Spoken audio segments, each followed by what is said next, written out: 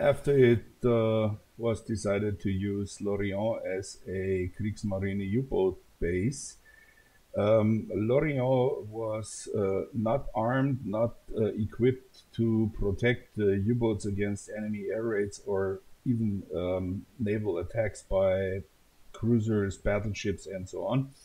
Therefore, the decision was made to build a provisional bunker system, which is at the right of this picture here.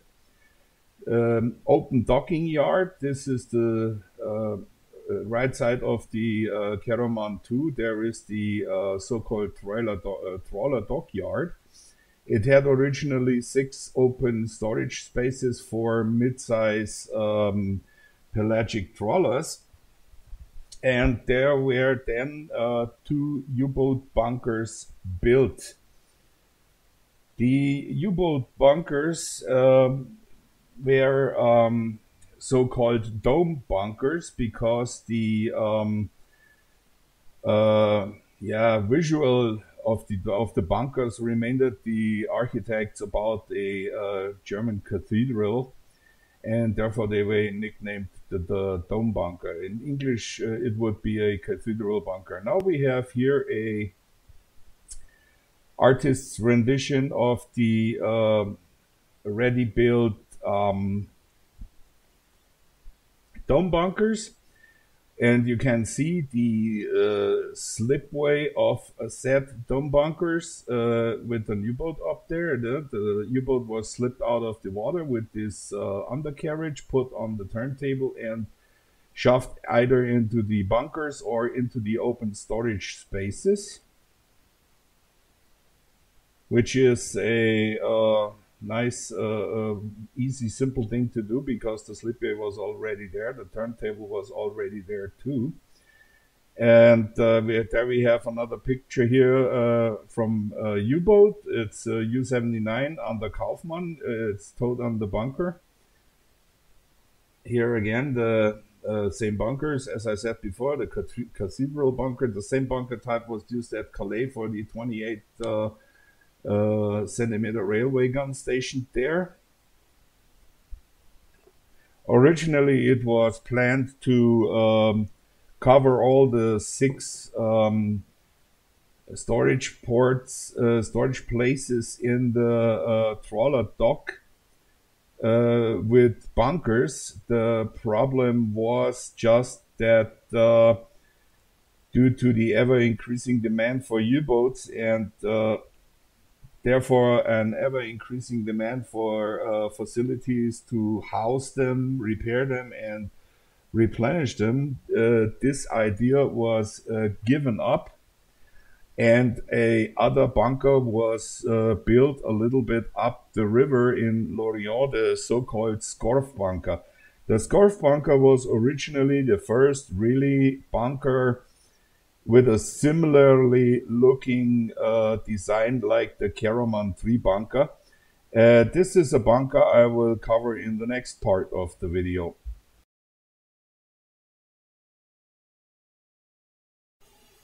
Yeah, as a short overview, so far we have now covered the dome bunkers, the trawler dockyard, and the trawler harbor, which were used originally as the first places to anchor, refuel, and replenish the U-boats. You can see the dome bunkers, as I mentioned in the earlier part of this video, are still visible. The next one, what we are mentioning, is the Scorf bunker. As you can see, the Keroman bunkers are down here. The villa of the BDU is here. And the Scorf bunker is right up here on the river Scorf. Pretty far away from the later Keroman bunkers. It is a small bunker. You can see him here. It only has 2 wet boxes for a total of 4 submarines. The Scorf bunker was started simultaneously with the construction of the two dome bunkers at the trawler dockyard and was also completed in January 1941. Um, After the bunker was finished, it was found out that the area around the bunker was prone to extremely heavy silting and therefore had to be dredged immediately, which wasn't a real problem because the decision to build the Keroman I and II bunkers was already made. And the plans for the start of the construction of the Keroman bunkers was already laid down. So the Scorf bunker was only used for U-boat anchorage and restoring and replenishing of fuel and torpedoes until the Keroman I and II were finished. After that, it was downgraded to a repair shop for damaged U-boat turrets, which means the U-boat pulled in into the Scorf bunker and either the turret was completely removed or repaired. The Scorf bunkers had two wet boxes which could house each two U-boats, and it was the first one which was able to house both Type 7 and Type 9s, which the dome bunkers couldn't do. The length of the Scorf bunker was 145 meters or 476 feet. Its width was 51 meters and 167 feet, and its height was 15 meter and 49 feet. The thickness of the ceiling was 3.5 meters, which means 11.4 feet.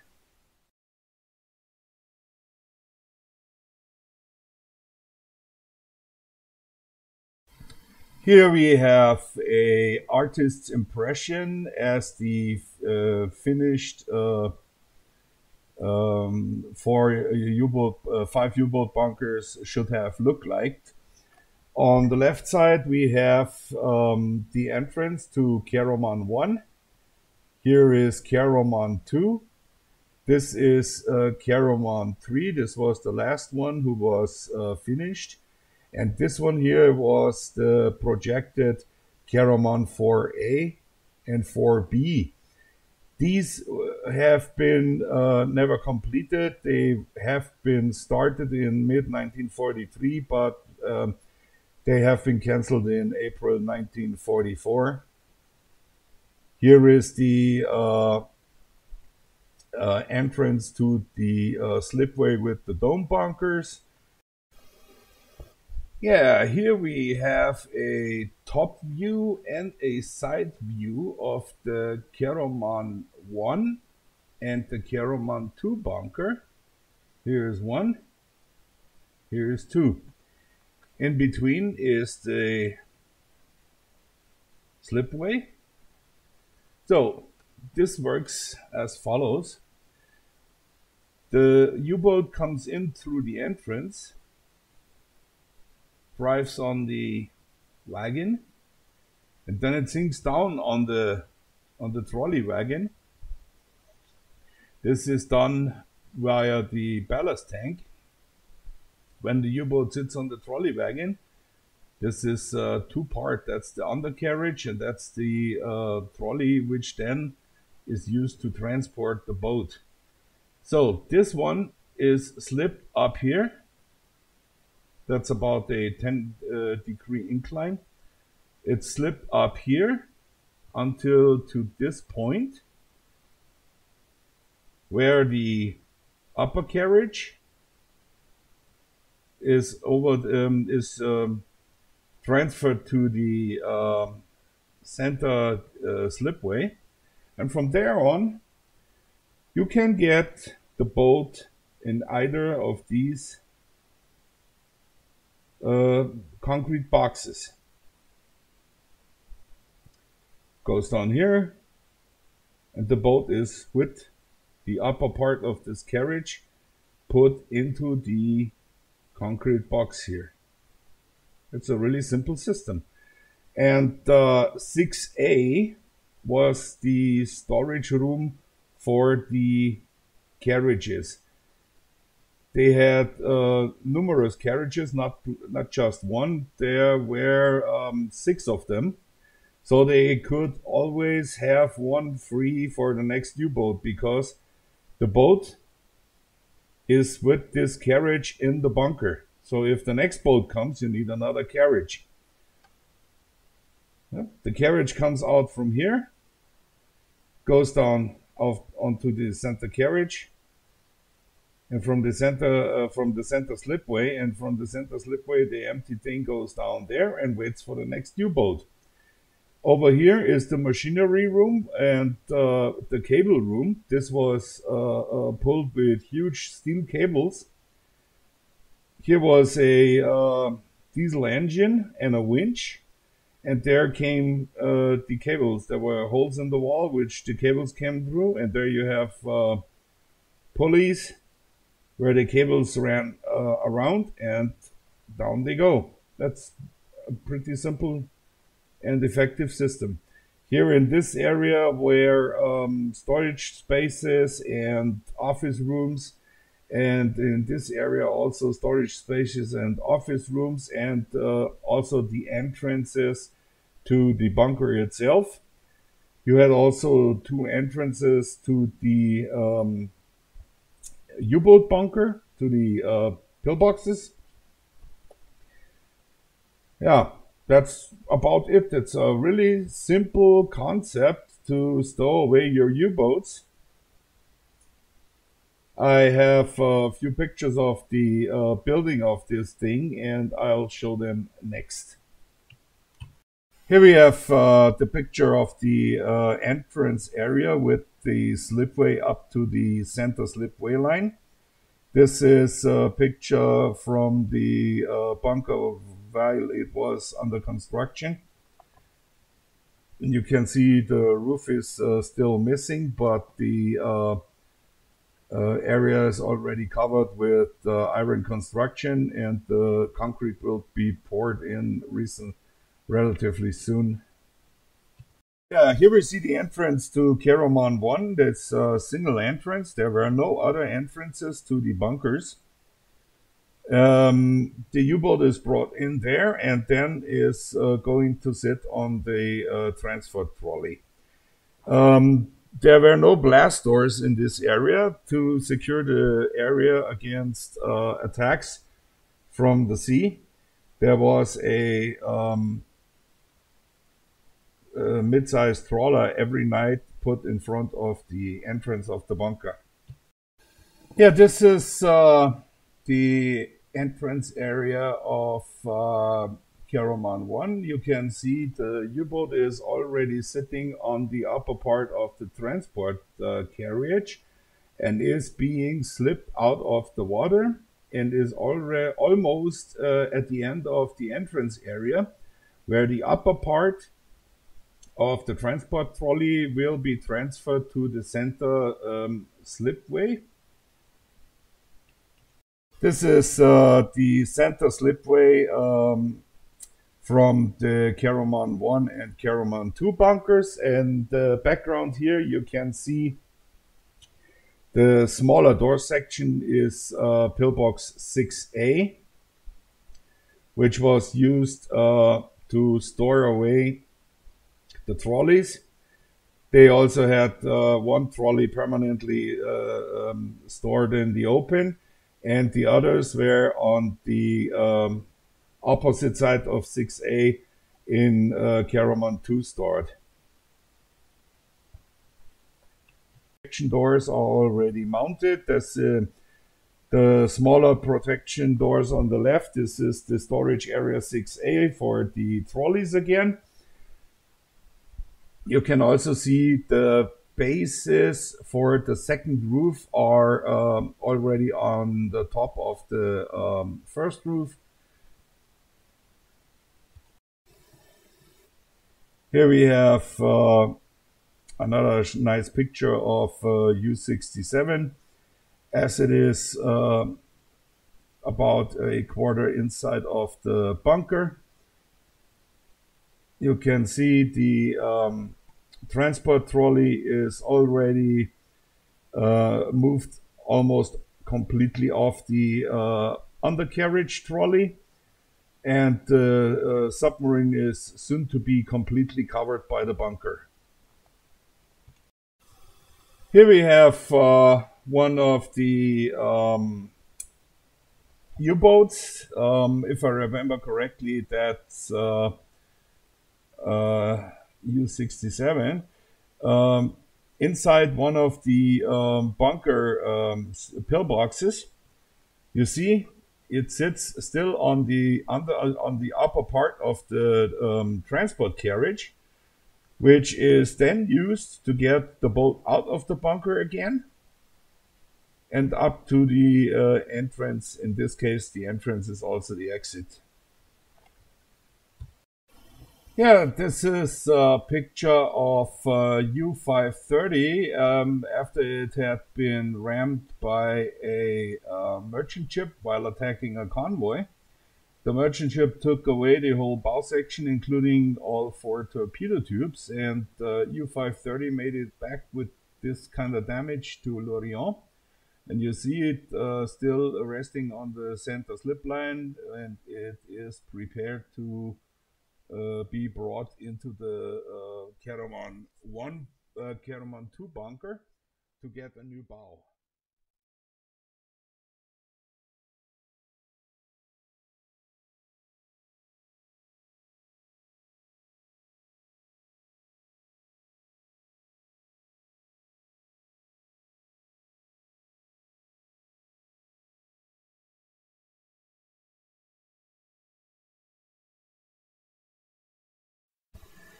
After the last of the 2 first Keroman bunkers, Keroman II was finished in December 1941. Safe storage and replenishment location was established for the boats. The Kriegsmarine still had the problem that these 2 bunkers were extremely intensive to enter as in terms of time, and also extremely intensive to leave by the time needed. So to get a higher turnaround of the U-boats, it was almost immediately after the Keroman II bunker was finished in December 1941, the decision made to build another bunker, the Keroman III bunker, which we will talk now about. Keroman III is a bunker very similar to the first one. The only big difference is that it is directly accessible from the sea, and it doesn't need time-intensive slipways and all that other stuff. The Keroman III bunker's layout was 5 boxes with docking doors, which meant the boxes could either be used as a wet box or as a dry dock. Then we had 4 wet boxes with 2 boats each, and 1 wet box with 3 U-boats storage capacity at the same time. As I said before, these 5 boxes could be used either as wet box or as a dry dock. And there were another additional 2 boxes which could be used only as a wet box. The capacity was all in all 13 U-boats. Together with Keroman 1 and 2 and the Scorf bunker and the 2 dome bunkers, that's a total capacity of 33 U-boats at the same time. At its peak in Lorient, there were 28 U-boats at the same time in the bunkers, receiving repairs, refueling, restocking of their torpedoes, and so on. The Keroman III bunker was the last bunker built for the old Type 9s and Type 7 U-boats. Keroman IV, which we cover in the next chapter, was planned to be for the new Type 21s. Keroman III had a length at its longest part of 142 meters or 469 feet. It was 168 meters or 551 feet wide and 20 meters or 66 feet high. The ceiling consisted of two parts, each 3.6 meters in thickness, which is 11.8 feet. And between these two ceiling compartments was a gap of 1 meter. The idea behind that was that a armor-piercing bomb goes through the first one, explodes, and the blast is led away through the 1 meter wide gap to the sides and to the rear of the bunker. Actually, that was never proven to work because all the bombs which were dropped by the Allies exploded on contact on the ceiling roof and did no further damage, albeit in Saint-Nazaire the bunker was hit by a bomb from the Royal Air Force and it cracked through the roof and didn't cause any major damage to the second part of the roof, which is proof that the concept itself was a really viable one and would have worked in Lorient the same way when a bomb would crack through the 3.6 meter roof. Yeah, as I said before, the boxes were dry boxes or also usable as a wet box, which meant it also gave a even more dry box capability for the U-boats, and the boxes of Keroman III could be used by smaller surface vessel if necessary too, like the so-called Schnellboats, or in English terms, the PT boat, and also the smaller minesweepers, which were based in Lorient to keep the entrance areas to Lorient clear of enemy mining. They could also be serviced in the Keroman III bunker. They could not be serviced in the Scorf bunker and in the Dome bunkers, and they could not be served in the Keroman I and II bunkers because the slipway was only able to get U-boats into it. Okay, so we have a few other facts about Keroman III. They had 15,000 people working on it, which means the Organisation Tod, the Reichsarbeitsdienst, and forced labor. 150,000 tons were moved per month during the construction time in terms of earth, rock, other materials which were not needed to build the bunker and had to be removed. There were not enough sand quarries for the Keroman I, II, and III construction, so they had to get sand to mix the concrete from all over France, right down to the Mediterranean coast. And this caused, of course, a highly strain to the railway system and to the logistics. Also, Keroman III had railway tracks inside it, so they could move freight trains or freight cars right into the bunker and could reload them without being endangered to enemy air attacks, which is pretty comfortably when you think about that you could fit about 20 torpedoes in one freight car, each with a few hundred kilos of TNT. That's okay to know that crap is not exploding around you because of some caliber 50 rounds from some P-47s of unknown origin. Yeah, the Keroman IV bunker was, as I said before, the last bunker to be constructed in Lorient. It was finished in January 1943, up to the height of the Battle of the Atlantic. And it was a much needed support to the other bunkers.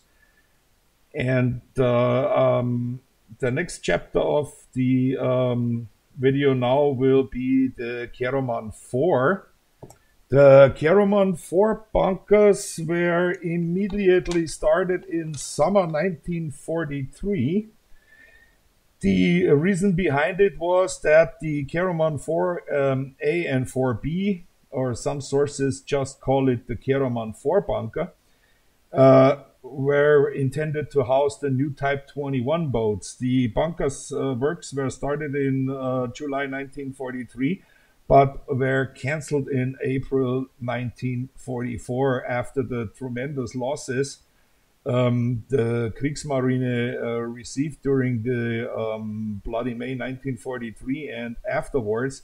It was deemed not viable to build a new bunker for the Type 21 because the Type 21 could also easily fit in the already built Keroman 1, 2, and 3.